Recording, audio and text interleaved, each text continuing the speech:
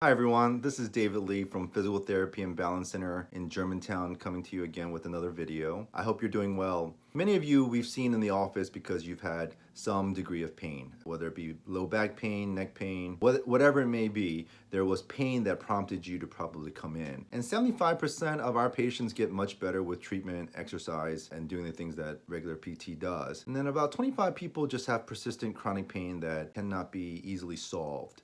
And so because of that, I've really dove into this world of pain neuroscience education. First thing is pain is good. Yes, I said that. Pain is a good thing, and many of you probably don't agree, but let me explain why. Pain allows us to just know when something's not right with our body. And so pain is critical to survival.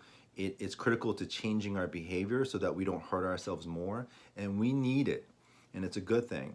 Did you know there's actually a condition where people don't feel pain? It's called congenital insensitivity to pain, where there are people who cannot feel pain.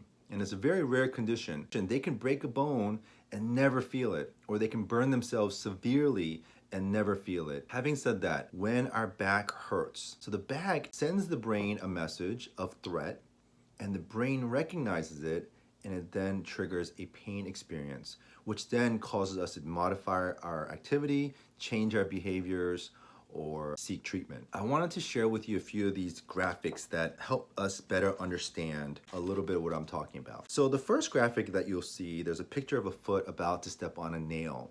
And you can imagine that would be very painful. If you look to the right of that picture, there is a graph or a chart there, and it shows that it's triggered, okay? So the red dot is the moment that we step on the nail, meaning the foot sends the message up the nervous system through the spinal cord, and the alarm is activated. The brain triggers now a pain experience that you feel it and you can change your behavior, meaning you stop immediately, you withdraw your foot, you'll go get treatment. You'll probably go to the hospital and potentially get a tetanus shot if you're not up to date on it. What happens a lot of times is, if you look at the next slide, the nerves or the alarm stays extra sensitive. The nerves in the foot can stay extra sensitive after the injury. And so you stay at a higher level of sensitivity. What should normally happen is, if you look at the next slide, is when you get treatment, you get it bandaged up, the injury, the alarm system should go back down to normal levels. It should slowly over time go down, as you see in that gray line that's going squiggling downward, and the alarm system goes back to normal. So if you look at this next slide, the chart on the left shows the alarm system prior to the injury. So there was a lot of room for activity before any alarm was triggered, but afterwards, after the injury, the alarm system stays extra sensitive and there's very little room for activity.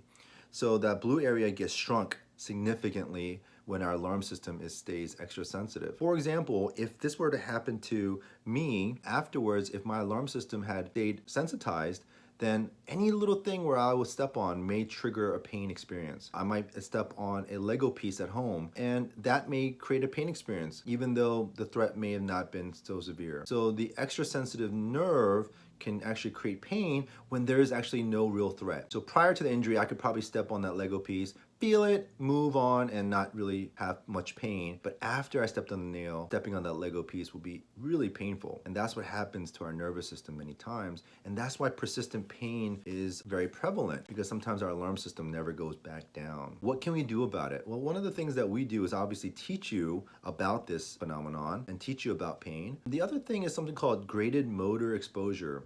In other words, we want to slowly, gradually increase your exercise or load to the injured area. So we would probably give you a series of exercises, very light at first, putting some pressure on the foot, maybe desensitizing the area a bit, doing various exercises, and then slowly increasing the resistance or load to the area, and then slowly bringing the alarm system back down to where it was prior to the injury. As PTs, we are movement and exercise specialists. After an injury has healed, particularly, we want to bring the area stronger and bring load back to the foot in this case, or the back, or whatever it may be. So I hope this little piece of education helps, and it gives you a better, clearer picture of what we do here in patients who may have chronic pain. And if you have any questions, concerns, please feel free to call us. One of our therapists can consult with you on the phone. Better yet, we can do telehealth through video conferencing. So if you would like to take advantage of that and you're having pain, please let us know, and we'll like to be of service to you. Until next time,